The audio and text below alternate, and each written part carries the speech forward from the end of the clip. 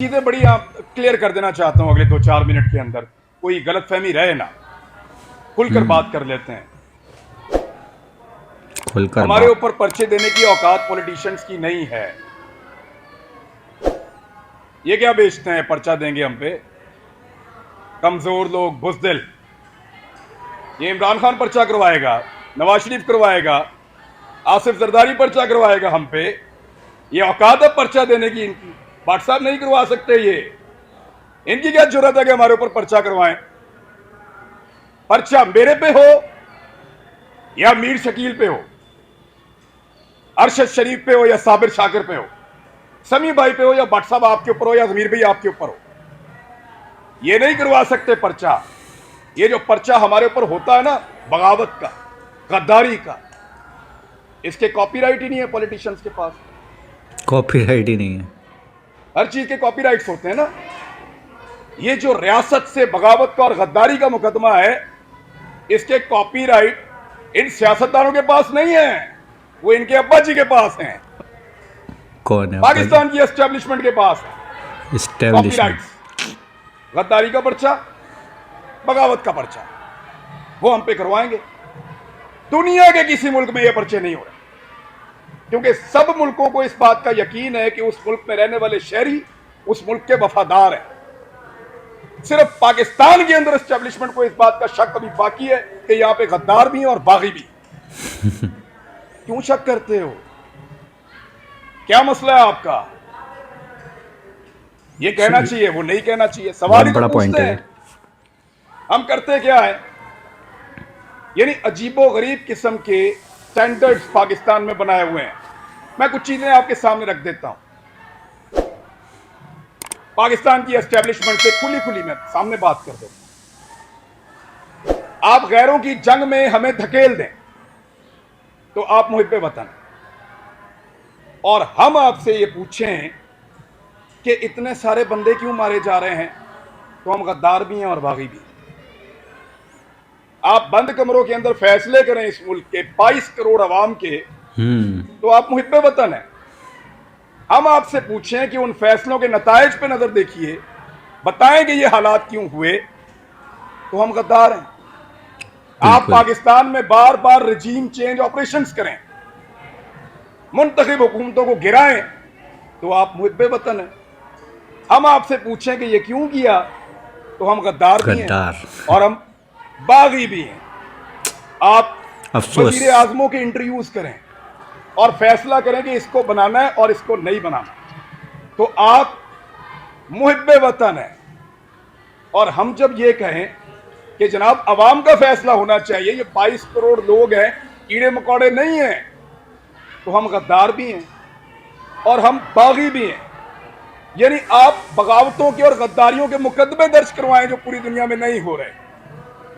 और जब हम आपको ये कहें कि क्या हम बागी हैं, तो उस पर भी हम बागी हैं, उस पर भी हम गद्दार हैं।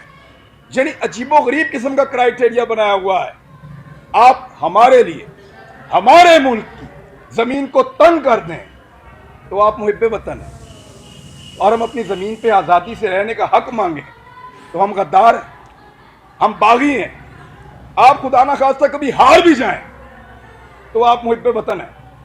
और हम आपसे पूछें क्यों हारे, हुजूरे वाला ये क्या हुआ था, तो हम गद्दार हैं, हम बागी हैं। आप किसी एक तजर्बे में नाकाम हो जाएं, तो आप मुहिब्बे वतन हैं।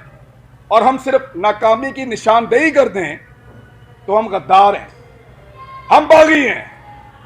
हम हंसें तो गद्दार हैं, रोएं तो गद्दार हैं, बोलें तो गद्दार हैं, चुप रहें तो गद्दार हैं, बात करें तो गद्दार हैं, ना करें तो गद्दार हैं, हम सवाल करें तो गद्दार हैं, जवाब मांगे तो गद्दार हैं, जवाब ना देने पर रिएक्ट करें फिर गद्दार हैं। क्योंकि हम पैदा हुए हैं हुजूर गद्दारी के।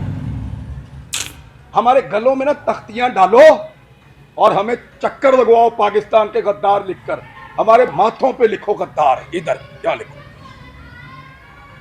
या गोली मार दो, हमारे लिए वो ज्यादा आसान होगा। तकलीफ होती है। अरशद शरीफ ने किसके लिए आवाज नहीं उठाई थी? आप सारे गवाह हैं। जिसको मार पड़ी वो उसका शदीद तरीन मुखालिफ होने के बावजूद कहता रहा कि गलत मारा, तो तकलीफ होती है ना। बिल्कुल होती मतलब है। नाकामी थी हमारी, उसका हम पे एतबार खत्म हो गया। भट्ट साहब, उसको पता चल गया अब उसका बोझ नहीं उठा सकते, वो इसलिए मुल्क छोड़ के गया था।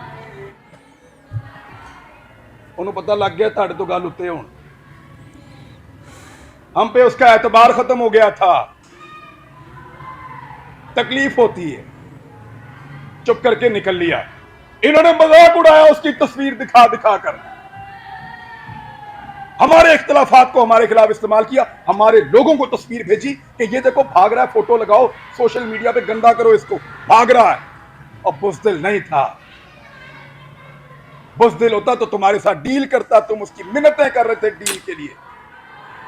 रोज उसे कहते थे कि आओ बात करें, रोज उसे कहते थे कि आओ सरेंडर करो हमारे सामने। उसके बच्चों को थ्रेट, उसकी फैमिली को थ्रेट।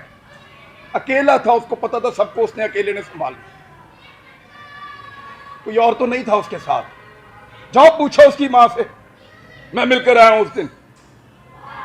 सारी बातें करने के बाद, पूरा हौसला देने के बाद, आखिर में वो कहती है कि अरशद तो नहीं है ना, जो कुछ भी हो अरशद तो नहीं आएगा अब। हम पे उसका एतबार खत्म हो गया था, इसी काबिल हैं